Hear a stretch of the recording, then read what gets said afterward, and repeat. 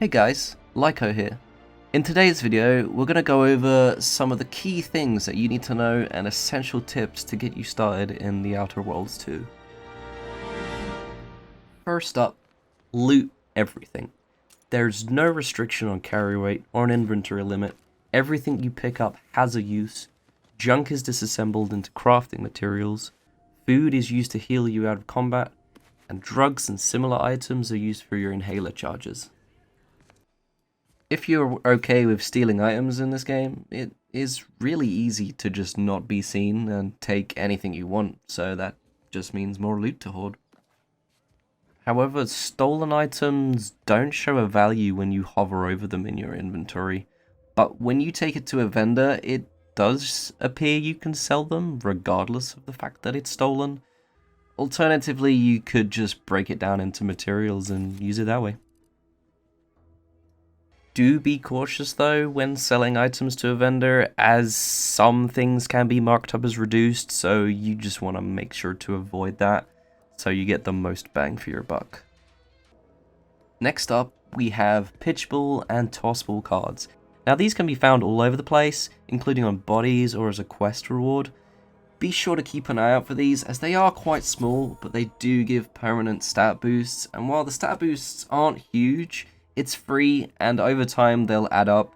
Plus, there's an achievement to collect 100 of them, so we know there are at least 100 of them in the game. Next up is the engineering and lockpicking skills. Now, these skills are really good to invest in early, as it makes opening doors and locked containers a lot easier, and you're less likely to come across something that you can't open, so it just means that you don't have to backtrack later, and you can do it there and then. Plus, the passive bonuses you get from both of these skills, of the increased damage resistance and evasion chance, are really nice boosts to your survivability. The first companion you get in the game is Niles, and he has the amazing trait Field Tinkering, which basically turns him into a mobile workbench, which is super convenient, allowing you to just craft, modify, and dismantle anywhere you are as long as he's in the party with you. Which means if you get short on ammo, for example, you can just straight up craft it there and then and not have to worry. Also, companions can provide unique dialogue options when in conversation with certain NPCs, which really makes them feel like they're part of the party and not just a random character following you around. Binding reassurances, however, may be offered. But going back to the topic of workbenches and breaking down items and crafting things, most of the time, breaking things down is much more beneficial than selling them, as the raw materials are often more valuable as a total than it is to just sell the item. There's a few exceptions to this, but as a general rule of thumb, I'd just break everything down. Something else to know is that you only start the game with the ability to craft one type of ammo, and that's compact rounds. To craft more types of ammo, you're gonna have to buy the recipes, and you can get 4 of these recipes from Fairfield straight away, which are shells, biomass canisters, shock rounds, and short rounds. And that'll get you started. As for later on, you'll have to find other recipes from different vendors in different places. The next thing, mods. Now, these are very powerful upgrades that you can apply to your weapons and armor. To your weapons, you can change the type of damage that your weapon does, such as plasma, corrosion, or shock.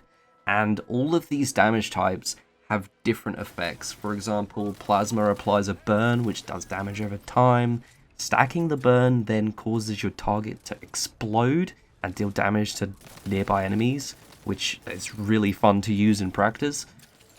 Corrosion applies vulnerable, lowering armor as it builds up, and stacking vulnerable transitions into dissolved, which completely removes the target's armor bonus and causes them to take extra damage. And shock applies electrocuted, repeatedly interrupting enemies, and stacking electrocuted applies paralyzed, which naturally causes your enemies to be stunned, which is huge in combat. It's not just damage that you can change with weapons. Other mods provide silencers, which give increased sneak damage. You've got magazine mods, which changes the fire rate, or capacity, and you've got optics, such as a nice reflex scope, or something to make aiming a little bit more convenient. And with armor mods, well, the damage types I mentioned earlier, you can get resistances to these types of damage, or just a straight up damage resistance. So be sure to apply these when you can. It's also worth noting that while these mods are one-time uses, as soon as you acquire any mod, you learn the recipe to create that mod. So you can use the mod and not really worry about it, because if you need to use another one or replace it or put in something else, you can then make that mod again as long as you have the right materials. The next tip: don't be scared of enemies if it says that they're a dangerous enemy, because you might surprise yourself and find that you can actually take on this enemy. They're not necessarily as scary as they seem, you just might have to take a slightly different or a more cautious approach. So, save the game and give it a go. On the subject of saving, remember to save often. As with any game like this, there are multiple routes and choices, and you're gonna want to have the option to backtrack to a previous point in time where you can remake that decision and go down the route that you'd rather take if you change your mind.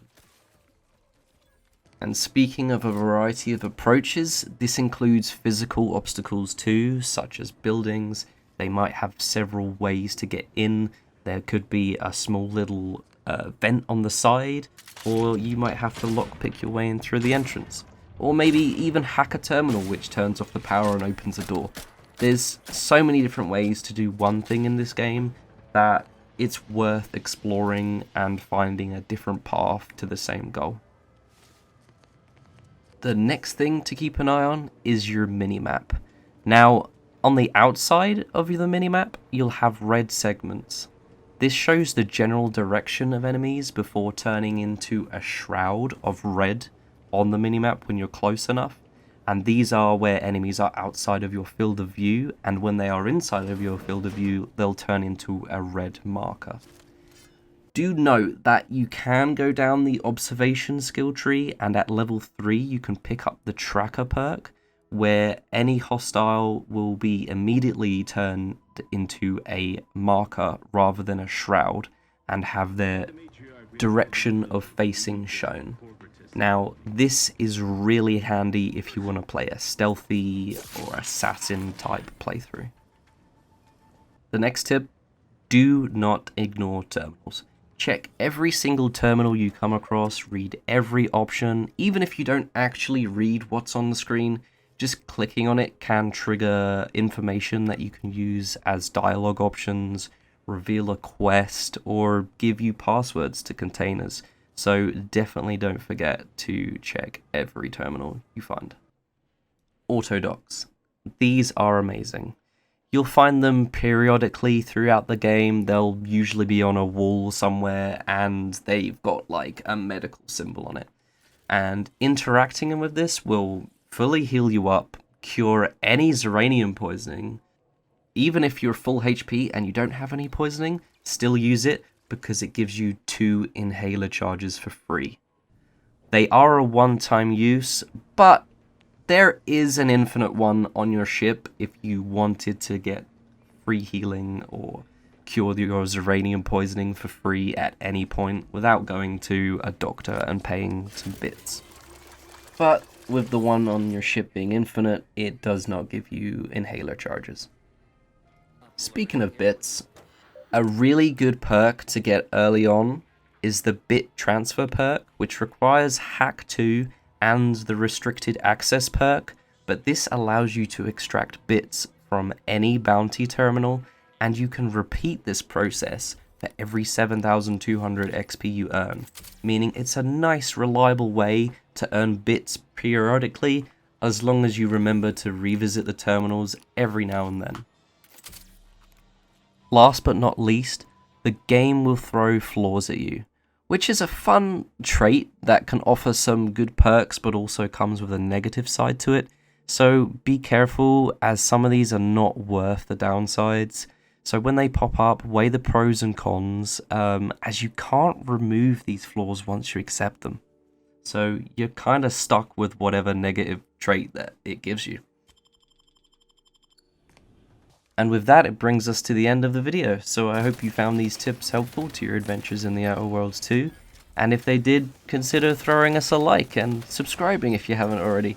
And maybe even slap on that notification bell, because it really helps us a lot. And yeah, so take care, and I'll see you next time.